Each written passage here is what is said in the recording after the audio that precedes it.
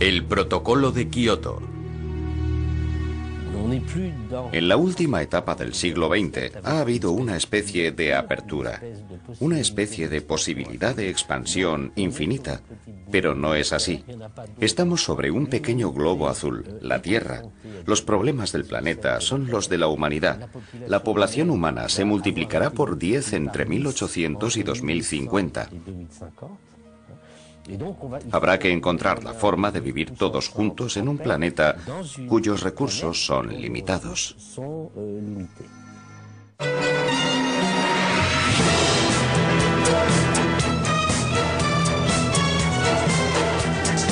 Ich bin ein Berliner.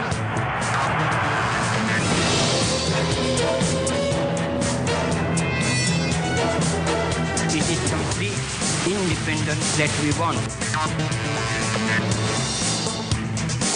I have a dream.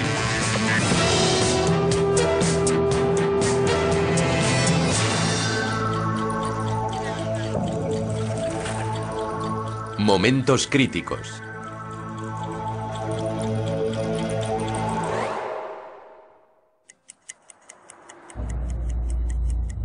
Introducción. Las sociedades humanas han dependido durante mucho tiempo de un modo de explotación de la naturaleza llamado tradicional, basado esencialmente en la agricultura, la artesanía, el comercio y el uso de energías naturales, tales como el agua, el viento o la fuerza muscular. El impacto negativo del hombre sobre su entorno era muy pequeño, pero a finales del siglo XVIII se produjo un cambio radical, primero en Gran Bretaña y Bélgica, y luego en Francia, que recibió el nombre de Revolución Industrial. Desde entonces el paisaje industrial se cubrió de fábricas con chimeneas altas que arrojaban humo negro. Comenzó la contaminación a gran escala y la emisión de dióxido de carbono. En la década de 1950, con el auge de la sociedad de consumo y el boom económico de los 30 gloriosos, los países industrializados necesitaron cantidades cada vez mayores de petróleo y gas natural. Al mismo tiempo, los estudios científicos comenzaron a mostrar que el uso de los humanos de su entorno podía poner en peligro al planeta de forma irreversible. Los científicos, que habían comprobado durante 20 años una disminución exponencial de los glaciares, previeron su desaparición total en los Alpes antes de 2050, si continuaba el calentamiento climático. El glaciar Pasterze, situado en las cumbres más altas de Austria, retrocede entre 25 y 30 metros al año. Desde 1852 ha perdido 3 kilómetros y el fenómeno se ha ido acelerando durante los últimos 10 años. Los estudios han demostrado que la explicación más plausible de dicho retroceso es el calentamiento climático de nuestro planeta. Con el fin de luchar contra ese fenómeno y generar una toma de conciencia profunda y rápida a escala mundial, las Naciones Unidas iniciaron hace 3 decenios negociaciones que tienen como fin reducir la emisión de gases de efecto invernadero, responsables del cambio climático. El Protocolo de Kioto, adoptado el 11 de diciembre de 1997, fue el primero de los compromisos internacionales con el fin de proteger al planeta. Pero para entender mejor los contenidos y propósitos del Protocolo de Kioto, revivamos etapa por etapa los sucesos que han llevado a su ratificación. Cronología.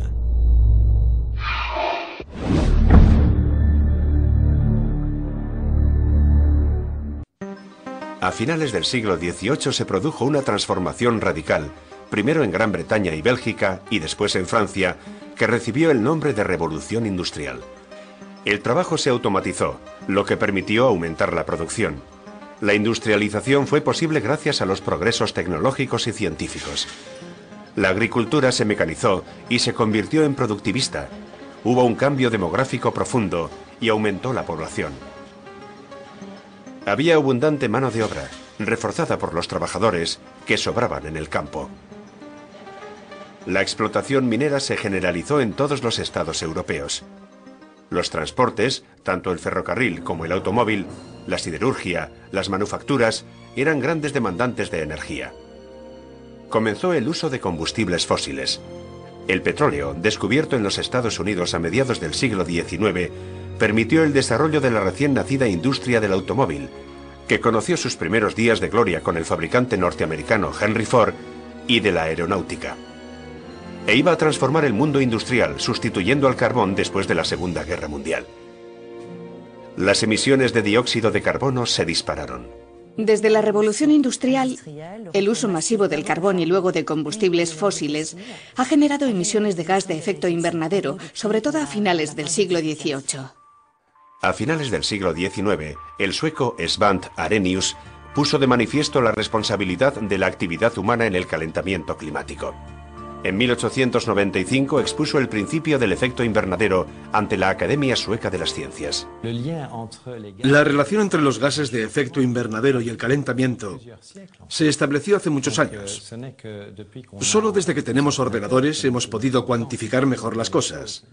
Pero las bases teóricas y experimentales referentes a la influencia de los gases de efecto invernadero sobre el calentamiento se conocen desde hace mucho. Los rayos del Sol, al pasar a través de la atmósfera, pierden una parte de su energía antes de llegar a la Tierra. La superficie terrestre absorbe parte de la energía que le llega y la transforma en calor. Luego la refleja en dirección a la atmósfera. Es el efecto invernadero natural. Sin eso, la Tierra tendría una temperatura del orden de los 30 grados bajo cero. Gracias a eso tenemos una temperatura que permite vivir a los humanos.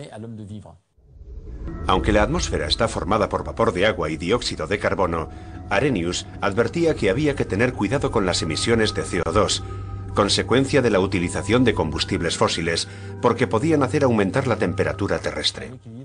Existe un equilibrio frágil. Y se trata de intentar no modificar dicho equilibrio, porque podríamos llevarnos algunas sorpresas. Sin embargo, sus avisos no tuvieron eco. Este ascenso, que nació en el siglo XIX, se disparó como una flecha a partir de 1950. En los años 40, los progresos técnicos permitieron constatar que el aumento de emisiones de carbono llevaba consigo un ascenso de las emisiones de infrarrojos, lo que, como explicó Gilbert Plas en 1957, llevaba al calentamiento climático. Fue también el período de auge económico de los 30 gloriosos. Nació la sociedad de consumo. El baby boom de los años 50 hizo que aumentara una población que tenía más ingresos y mejores condiciones de vida. Se consumía más. Para satisfacer esas necesidades, los países modernizaron sus economías, produjeron en masa y se industrializaron.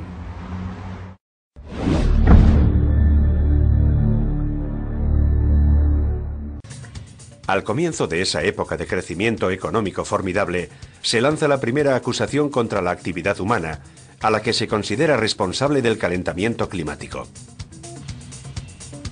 En 1956 se realizan las primeras mediciones de dióxido de carbono en Hawái y Alaska, y queda en evidencia la concentración global creciente de CO2.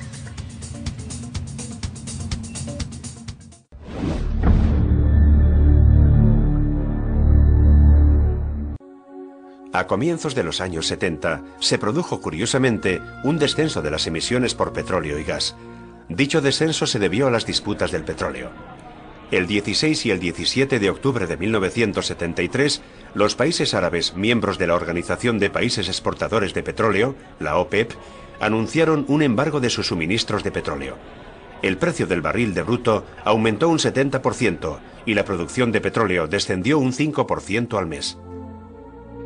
Los occidentales se dieron cuenta de hasta qué punto eran energéticamente dependientes.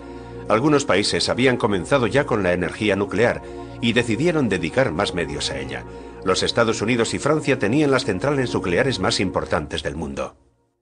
Se dieron cuenta de pronto de que aquello era finito y que había que empezar a economizar energía y a pensar en energías renovables. Fue seguramente la primera vez que había una conmoción energética de esa magnitud. Los países consumidores de petróleo se unieron de inmediato para crear en 1974 la Agencia Internacional de la Energía. Sin embargo, se miró muy poco hacia el desarrollo de las energías renovables, al que se dedicó tan solo el 2% del presupuesto. En 2009, la AIE dio lugar a la Agencia Internacional de las Energías Renovables, IRENA, que cuenta con 136 países de todos los continentes. Están formadas principalmente por la eólica, la solar, la hidroeléctrica, la geotérmica y la maremotriz. Frente a ellas están los llamados combustibles fósiles: el petróleo, el carbón y el gas.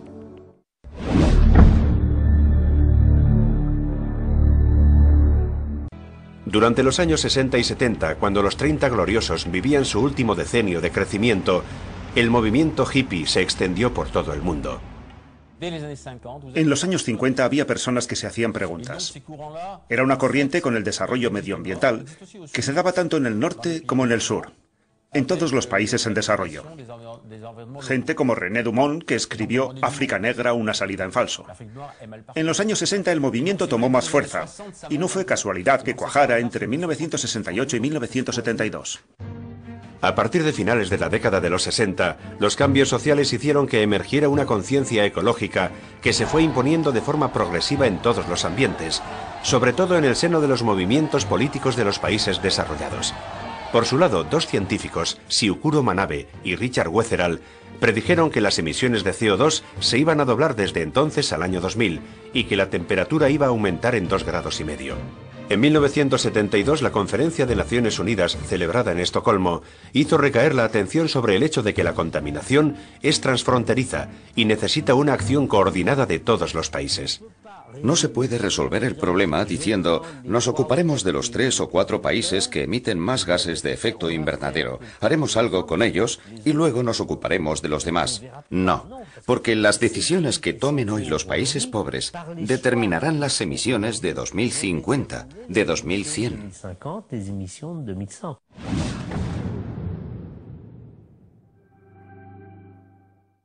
La correlación que existe entre la actividad humana y el cambio climático se presentó en Ginebra en 1979, durante la primera Conferencia Mundial sobre el Clima. La declaración llamaba a todos los países a prever y prevenir las posibles consecuencias de la acción del hombre sobre el clima que pudieran perjudicar el bienestar de la humanidad.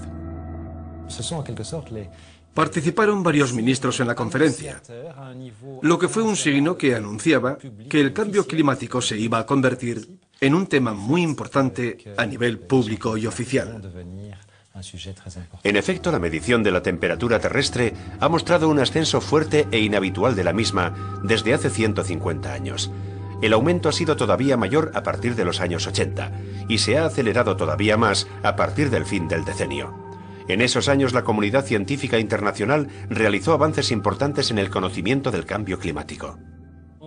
Durante más de siglo y medio, se sabía que había un problema, pero no éramos capaces de medirlo. No podíamos ver sus efectos. Todo cambió a partir de 1985, cuando se reconstruyó la historia del planeta desde hace 50.000 años. Ahora tenemos pruebas del calentamiento climático. Lo sabemos medir. Podemos prolongar el esquema y ver qué pasará en el futuro. La comunidad científica internacional alertó en 1988 a Naciones Unidas sobre la necesidad urgente de reducir un 20% las emisiones de CO2 desde entonces a 2005. Esta organización agrupa a casi todos los países miembros de Naciones Unidas.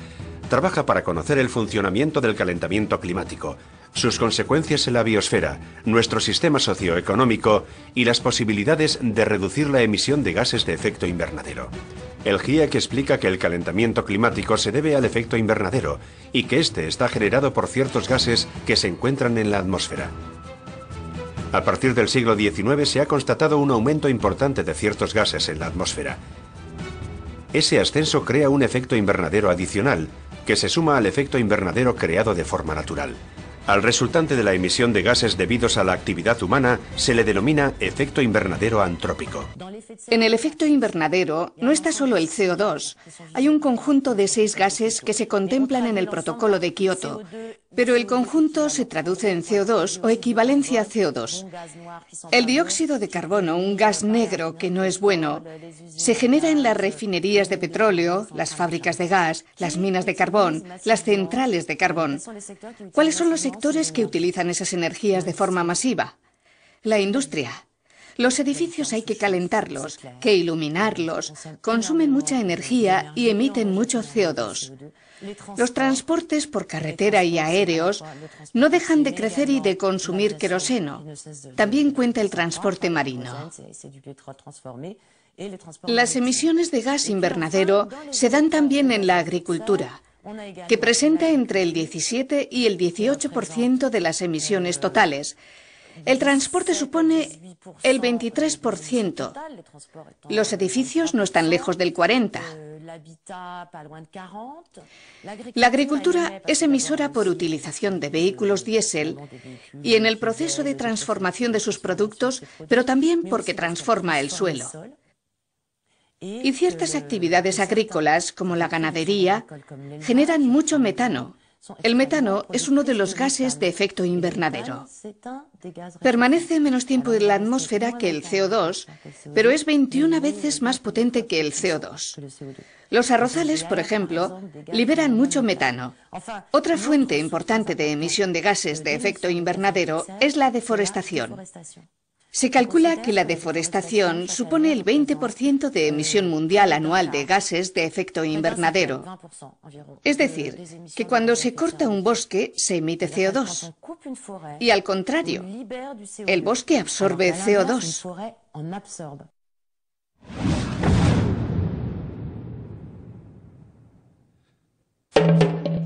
En mayo de 1989, a iniciativa de Francia, Países Bajos y Noruega, 24 países se comprometieron a luchar contra el efecto invernadero y a estabilizar sus emisiones de gas de efecto invernadero.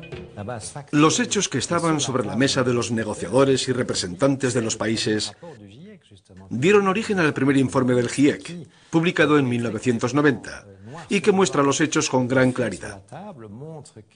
Muestra que la temperatura ya está aumentando y que posiblemente tenga relación con los gases de efecto invernadero. Y sobre todo, que si no se pone algún tipo de restricción, el calentamiento será muy intenso y tendrá consecuencias en muchos campos diferentes. En 1989 se creó la Fundación Mundial del Medio Ambiente, con el fin de permitir proteger su entorno a los países en vías de desarrollo. En 1990 se celebró en Ginebra la segunda Conferencia Mundial sobre el Clima. Los 150 países presentes, a la vista de los informes del GIEC, preconizaron el inicio de conversaciones para lograr una convención internacional. Las cosas fueron muy rápidas, porque el asunto del clima está más allá de las normas. Rebasa los asuntos humanos. Lo que tenían que discutir los responsables políticos eran las condiciones de vida en la Tierra. En 1992, en Río de Janeiro, en la Cumbre de la Tierra, se presentó un acuerdo a la firma, el Acuerdo Marco del Cambio Climático, que reconocía que los gases de efecto invernadero contribuían al calentamiento climático. Reconocía que es un problema global que exige la colaboración de todos. Reconocía también que aunque es una responsabilidad compartida, ya que la atmósfera es un bien común, había que reconocer que un ciudadano norteamericano emite 25 toneladas de CO2 al año, un europeo una decena y uno de Burkina Faso de 300 a 400 kilos. Todo el mundo debe participar, pero en la medida de sus responsabilidades. Muy poco después de Río, se vio que los países no hacían su trabajo. No se avanzaba. Los países reconocían el hecho, pero no actuaban. Era necesaria una reprimenda, por así decirlo. No se podía seguir así. Había que pasar a otra etapa. En 1995, ante una situación medioambiental que se agrava, Naciones Unidas inició un ciclo de negociaciones para que los países se comprometieran a marcar cantidades de reducción de emisión de gases de efecto invernadero. Esta decisión, primer paso hacia el Protocolo de Kioto, recibió el nombre de Mandato de Berlín. La Comunidad Europea se manifestó particularmente dispuesta al establecimiento de cuotas. En aquellos momentos, el segundo informe del GIEC mostraba varios aspectos alarmantes del aumento de la temperatura. La mayor parte de los glaciares de montaña se estaban fundiendo y algunos iban a desaparecer. La banquisa también se estaba fundiendo. En cuanto al CO2 absorbido por los océanos, no se sabía durante cuánto tiempo lo podrían mantener, qué podría desencadenar su liberación, ni cuáles serían las consecuencias. Todo el mundo reconocía que el agua se calentaba y que era cada vez más ácida. Estaba claro que el calentamiento de los océanos afectaba a toda la vida marina. Algunas especies desaparecían, mientras otras aumentaban de forma desproporcionada, perturbando la cadena alimentaria.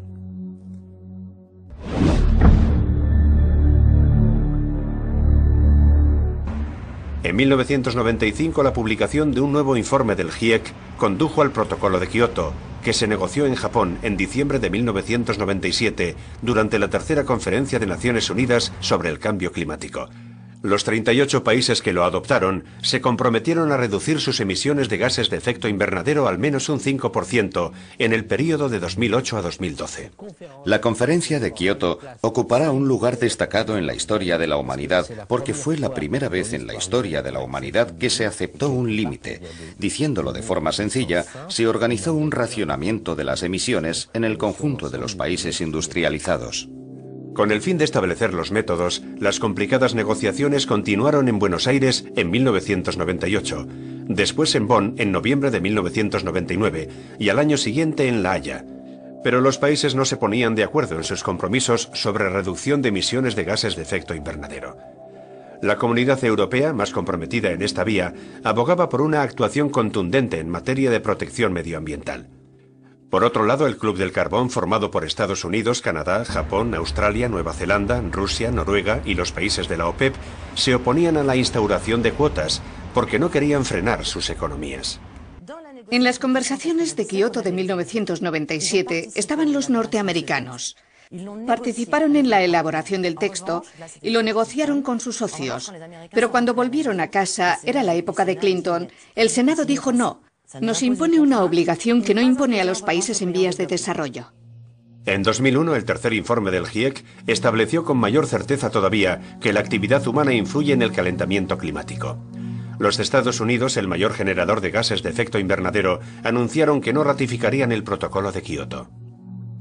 El Protocolo de Kioto es de 1997 y la retirada norteamericana se produjo en febrero de 2001 con el nombramiento de George Bush como presidente de los Estados Unidos.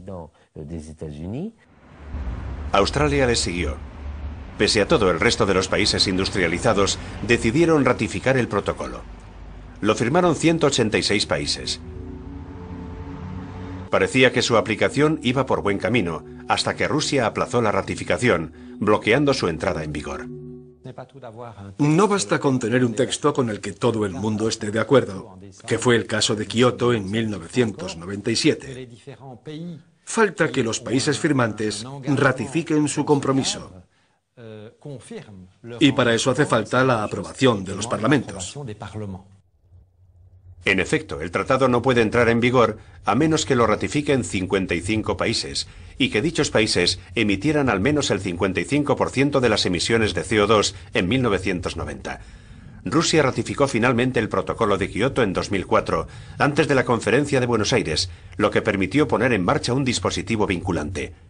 Sin embargo, quedó manchado por el rechazo categórico de los Estados Unidos, la India y los miembros de la OPEP, que se negaron a aceptar compromisos más allá del período previsto por el protocolo, es decir, 2012.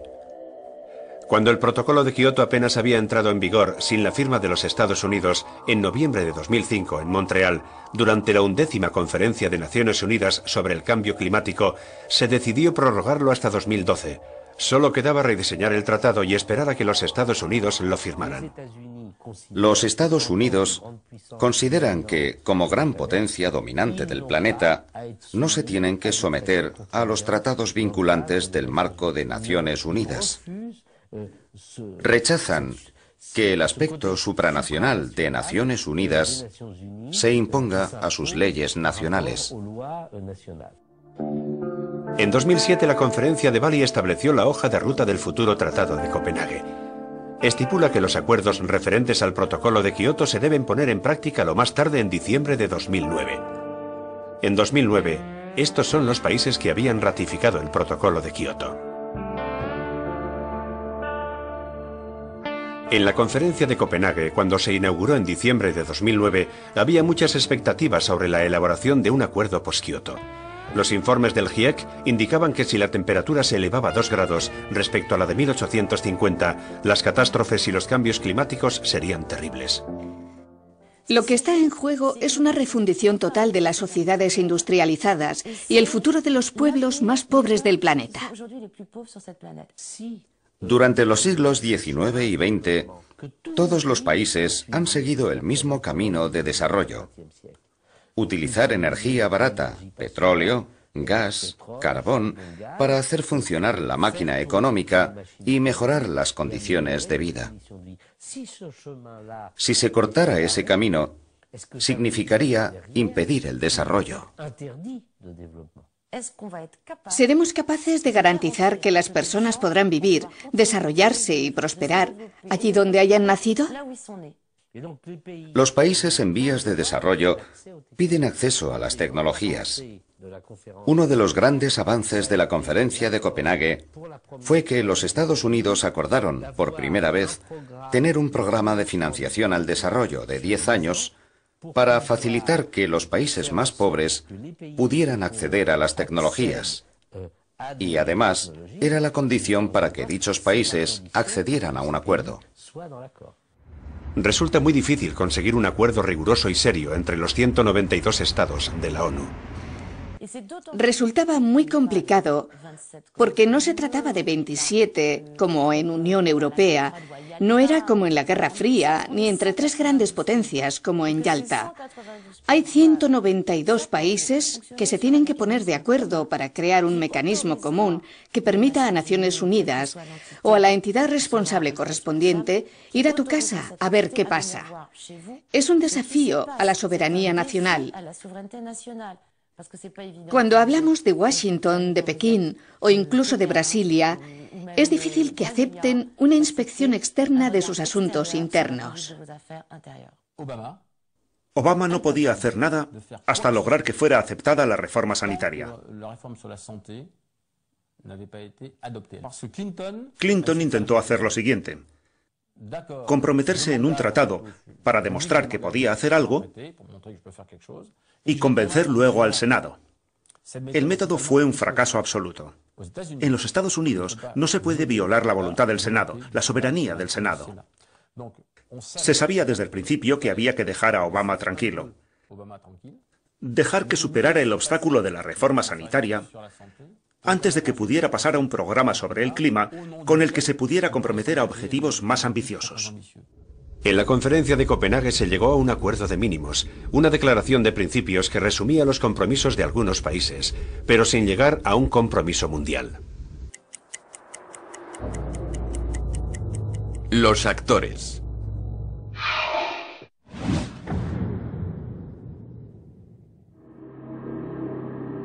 Las dudas que precedieron a la ratificación del Protocolo de Kioto eran resultado de los intereses contradictorios de los diferentes países. Los países productores de petróleo y carbón preconizaban el inmovilismo. Rusia, Arabia Saudí o Sudán intentaban obtener derogaciones con la disculpa de que eran productores de energía.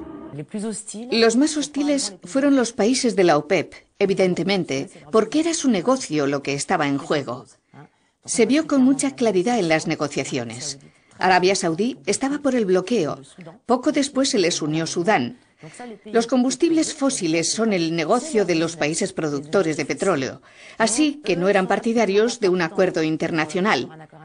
Hicieron constar que haría falta un presupuesto enorme para transformar sus economías. Los dos líderes mundiales, Estados Unidos y China, son conscientes de lo preocupante de la situación medioambiental, pero se muestran reacios a comprometerse a reducciones importantes. A China le afecta de lleno el calentamiento climático.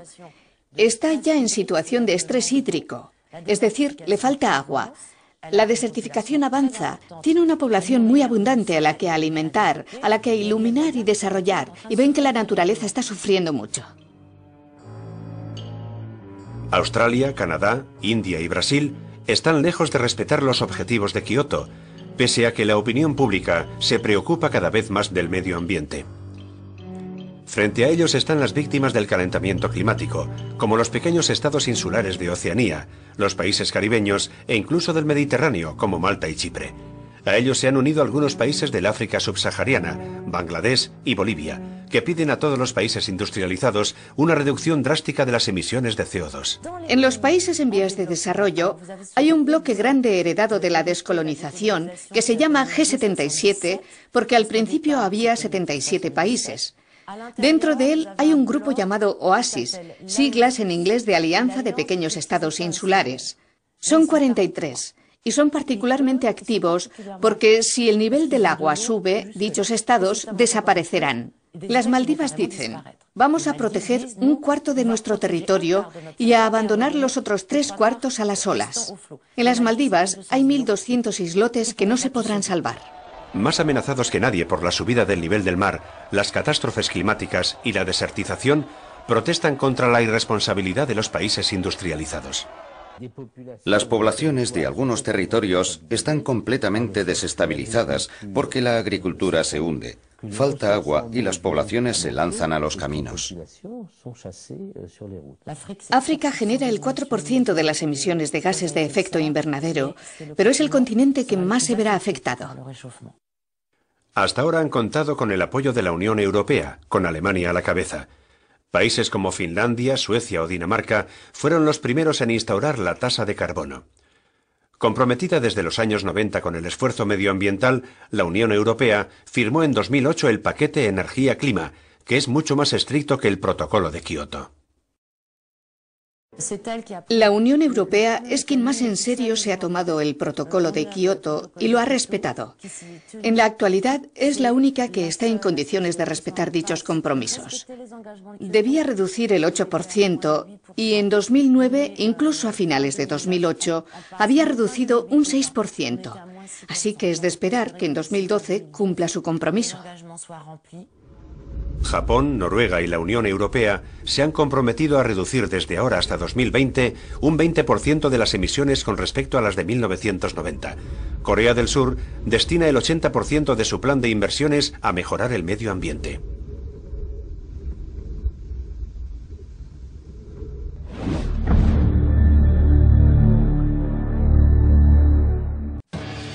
El biólogo alemán Ernst Haeckel inventó en 1866 la palabra ecología, que proviene de oikos, hábitat, y logos, ciencia. Los primeros movimientos ecologistas que aparecieron en Europa y los Estados Unidos en la década de 1960 criticaban la civilización industrial y los efectos nefastos de la sociedad de consumo. A finales de los años 60 se descubrieron los estragos del progreso. Se descubrió la contaminación. Se descubrió su impacto sobre la salud. En aquel momento nacieron los movimientos ecologistas de los países industrializados. Rápidamente se empezaron a preocupar no solo por la contaminación a nivel local, sino también por la contaminación global. En 1968 se pudo ver la Tierra, esa especie de bola azul con bandas blancas de nubes. Al verla desde el espacio, cambió para siempre nuestra relación afectiva, nuestra comprensión, nuestra relación con ella.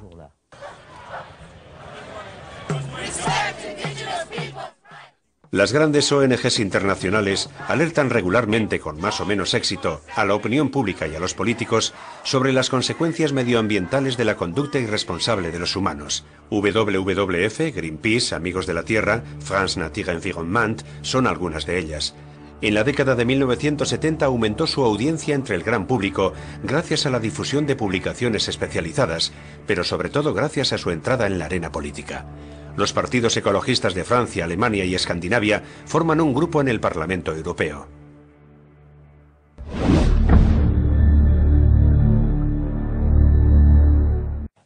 La Organización Meteorológica Mundial y el Programa de Naciones Unidas para el Medio Ambiente crearon el GIEC en 1988.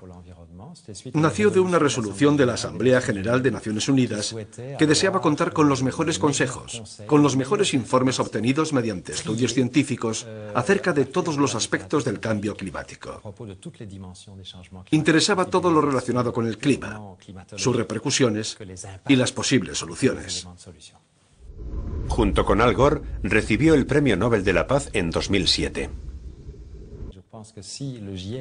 En mi opinión, si el GIEC recibió el Premio Nobel en 2007, fue porque el Comité del Nobel comprendió los lazos cada vez más estrechos que existen entre la protección del medio ambiente, la protección del clima en particular y la paz mundial.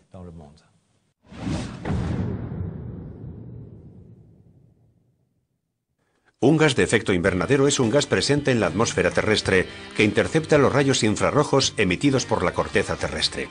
Hay gases de efecto invernadero como el vapor de agua, el protóxido de azote, el dióxido de carbono, el metano o el ozono que se encuentran de forma natural en la atmósfera. El efecto invernadero adicional se debe a la emisión de gases resultantes de la actividad humana, algunos de los cuales son los mismos que los de las emisiones naturales.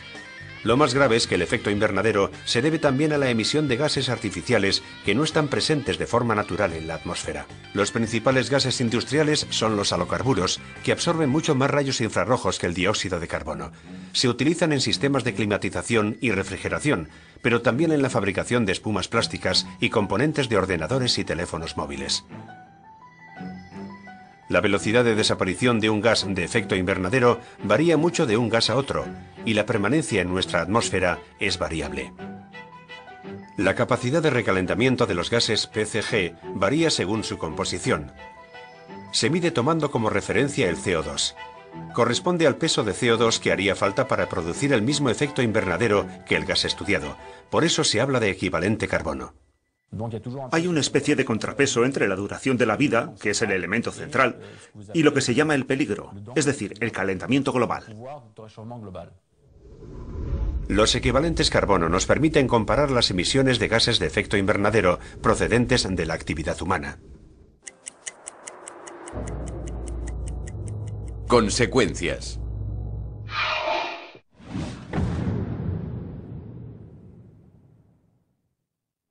Con el Protocolo de Kioto, los países industrializados se comprometieron a reducir un 5,2% sus emisiones de gases de efecto invernadero antes de 2012. Cada país, dentro del protocolo, tiene lo que se llama una responsabilidad compartida, burden sharing, que le supone a título personal la reducción de emisiones. Para Europa es el 8% en 2012 con respecto a 1990. Europa está en camino de conseguirlo, al contrario que países como Canadá, que debían reducirlas un 8% y las han aumentado un 30%, o Japón, que ha aumentado un 16%. Australia, que ratificó el protocolo en 2007, no ha hecho recortes significativos, porque reducir los gases de efecto invernadero afecta a la economía de un país, requiere cambiar los métodos de producción y cambiar los hábitos de consumo. La Unión Europea está a punto de aprobar el examen de Kioto. Para conseguirlo, ha impuesto unas obligaciones a las industrias más contaminantes, unas 11.000, que son las que más energía consumen. Entre ellas están las cementeras, todas las industrias de energía, las centrales térmicas, las industrias del vidrio y las papeleras. Todas estas grandes estructuras, grandes consumidoras de energía, tienen una cuota de emisión y si la superan, tienen que pagar. Las industrias disponen así de una cuota que les permite contaminar, y si la rebasan, deben comprar a empresas no contaminantes la cuota que éstas no hayan utilizado. La otra posibilidad son los llamados mecanismos de flexibilidad, los MDL, mecanismos de desarrollo limpio. Si una gran industria papelera alemana o una gran planta química francesa ha excedido la cuota, debe comprar virginidad financiando un proyecto eólico o hidráulico en Brasil, en México, en Marruecos, en un país en vías de desarrollo. Las toneladas de CO2 que evite que se emitan en un país en vías de desarrollo se descontarán de su factura, pero a nosotros como ciudadanos no nos han pedido nada. Solo existe la tasa de carbono. La tasa del carbono busca desanimar a los contaminadores, haciéndoles pagar por sus emisiones de CO2. Se aplica solo a los llamados combustibles fósiles, petróleo, gas y carbón, en función de las emisiones de CO2 que generen, y no afecta a las energías renovables ni a la electricidad. En la actualidad, emitir gas carbónico resulta gratis. Si se quiere disminuir esas emisiones, es necesario que se pague por una parte de ese gas carbónico. En todo caso, que nuestros sistemas de precios tengan en cuenta esas emisiones. Entre dos tecnologías, entre dos actividades, una que emite mucho gas carbónico y otra que emite poco o nada, la segunda debería contar con ventajas económicas. Hay que comprender que la valoración del cambio climático incluye también al funcionamiento de los precios y del mercado, y las tasas son la forma de expresarlo. Los esfuerzos concertados son posibles. La Unión Europea, por ejemplo, fomenta el uso de combustibles menos contaminantes y la aplicación de reglas más estrictas en sectores tales como la construcción. Y fomenta también la silvicultura para luchar contra la deforestación. Desarrolla también investigaciones en el campo de las energías verdes y ha puesto en marcha un programa educativo dirigido sobre todo a los más jóvenes. El reciclaje se ha convertido en una costumbre admitida por todos. Promueve también este tipo de acciones en el extranjero, en los países cuyos gobiernos no tienen los medios suficientes para llevar a cabo una política medioambiental. En Mali, por ejemplo, donde el desierto gana terreno a las tierras cultivables, el gobierno de la UE financia un programa de reforestación y riego, en la que la educación de la población ocupa una parte importante.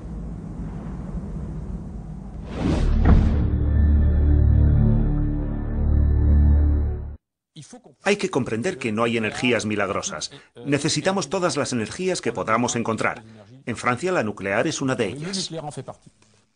Pese al protocolo de Kioto y sus compromisos para la reducción de los gases de efecto invernadero, en 2008 el Banco Mundial duplicó su financiación a los combustibles fósiles y dedicó solo el 16% de sus inversiones en energías renovables. El Banco Europeo de Inversión, por su parte, ha invertido 4 veces más en combustibles fósiles que en la energía solar, la eólica y la biomasa juntas. Esto pone de manifiesto la incoherencia de ciertos jefes de Estado, que ponen en práctica políticas contrarias a los acuerdos firmados en Kioto. A largo plazo, las energías renovables son las únicas válidas. No hay otra opción, porque los combustibles fósiles, e incluso los de fusión, como el uranio, existen en la Tierra en cantidades limitadas. ¿Sabía usted que en una hora la Tierra recibe del Sol la energía equivalente a la consumida por todas las actividades humanas durante un año? El problema más difícil de resolver no es el de los edificios, no son sus calefacciones, ni siquiera la electricidad, son los carburantes. La última gota de petróleo, la última tonelada de carbono, la emitirá un avión.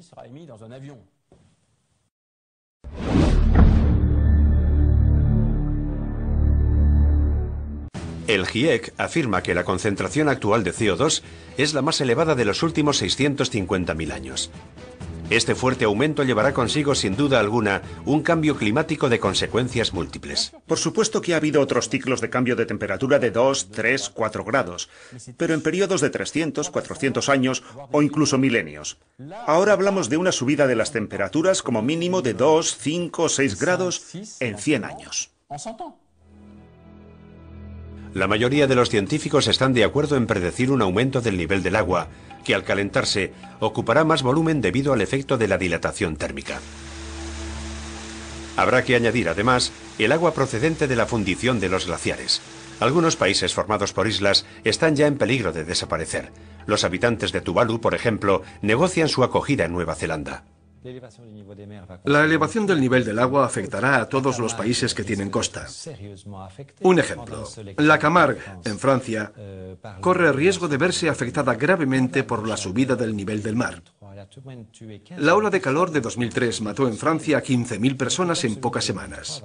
A finales de siglo, un verano como el de 2003 nos parecerá un verano fresco, porque a partir de mitad de siglo se espera que un año de cada 2 sea tan cálido como aquel.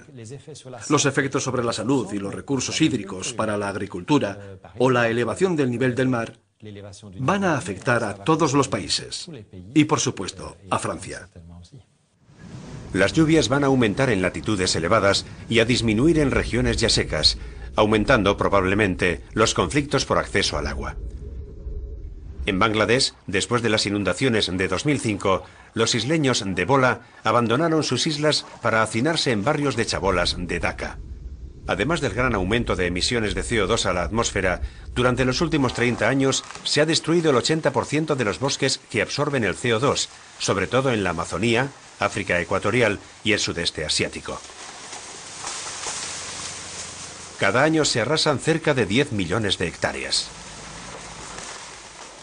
Las explotaciones mineras del oro, los diamantes, el estaño, la bauxita, el uranio y el hierro tienen una gran responsabilidad en la deforestación. El 40% del carbono terrestre está almacenado en los bosques. Cuando se tala uno, el carbono almacenado se libera a la atmósfera, aumentando el efecto invernadero. Además, la deforestación vuelve estériles a los terrenos y genera deslizamientos de tierra y desertización. Los desiertos aumentan en regiones que son ya muy pobres. La vegetación, devorada poco a poco por la arena, deja de brotar y no sujeta la tierra, que se hunde. En Mali, el desierto lleva 25 años creciendo, sobre todo en el norte del país, en la región de Calles, donde los ganaderos fulani se han visto obligados a emigrar para subsistir. Los ecosistemas se verán modificados por las inundaciones, las sequías, los incendios, la acidificación de los océanos, el empobrecimiento del suelo y la sobreexplotación de los recursos. El incremento, aunque sea solo de entre 1,5 grados y 2,5 grados de la temperatura media global, colocaría en riesgo de extinción al 20 o al 30% de las especies vegetales y animales conocidas del planeta. Cientos de especies han empezado ya a desaparecer y se teme que aparecerán epidemias contagiosas para los humanos en los entornos transformados cuyas condiciones de higiene se van a deteriorar. El cambio climático perturba a todo el equilibrio medioambiental. Se trata de un auténtico círculo vicioso, porque cada desequilibrio genera otro más.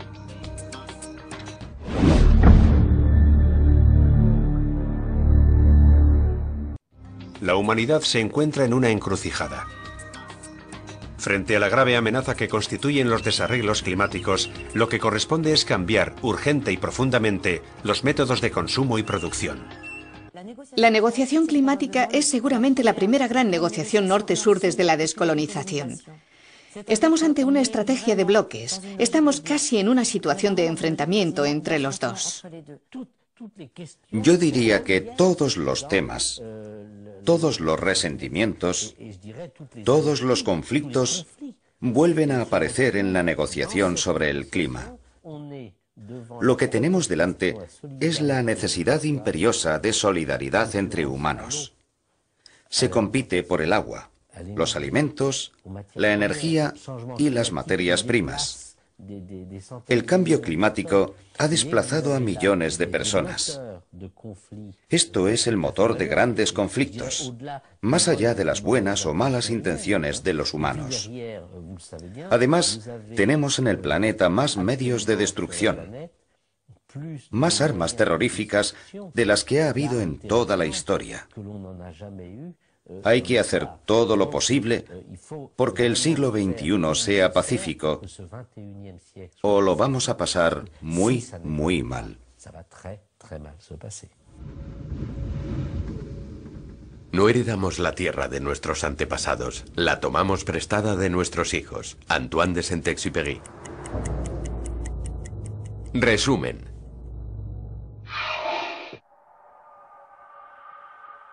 La revolución industrial que comenzó en Gran Bretaña a finales del siglo XVIII transformó la sociedad agrícola en sociedad industrial. En 1895, el científico sueco Svan Arrhenius nos reveló que la cantidad de CO2 presente en la atmósfera influye en la temperatura terrestre.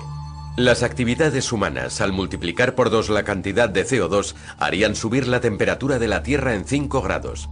Desde 1950, inicio del periodo de crecimiento económico llamado los 30 gloriosos, el consumo de combustibles fósiles ha hecho aumentar de forma considerable las emisiones de CO2 a la atmósfera.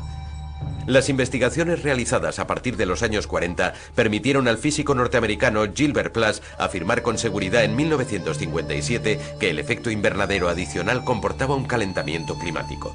En 1988, alertadas por el G7 de la necesidad urgente de reducir las emisiones de CO2, Naciones Unidas creó el GIEC. En él se denuncia el calentamiento climático generado por el hombre. En 1989 se creó el Fondo para el Medio Ambiente Mundial para permitir a los países en vías de desarrollo proteger su entorno. En mayo del 89, siguiendo una iniciativa de Francia, Países Bajos y Noruega, 24 países se comprometieron a luchar contra el efecto invernadero y a estabilizar sus emisiones de gas. En junio del 92, la Cumbre de Río, también llamada Cumbre de la Tierra, culminó con la firma del Convenio Climático. Dicho convenio tiene como objetivo estabilizar las emisiones en un nivel que impida cualquier perturbación del hombre sobre el clima en un plazo razonable.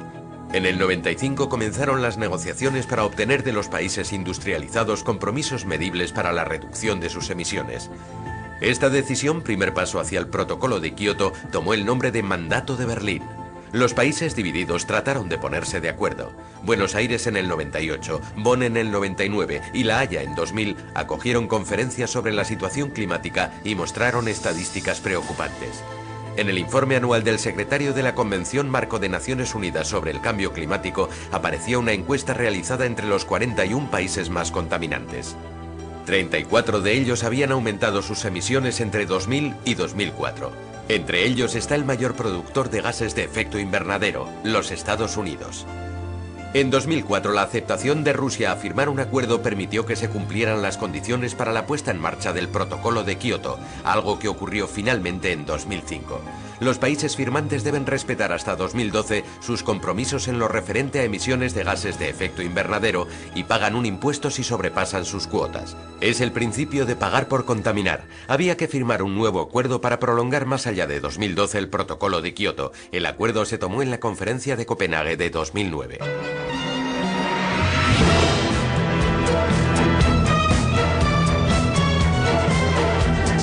Ich bin ein Berliner.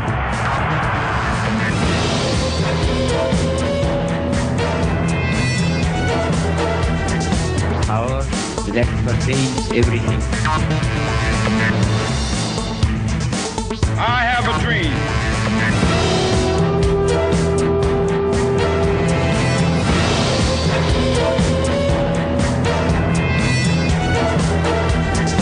Power that pertains everything. I have a dream.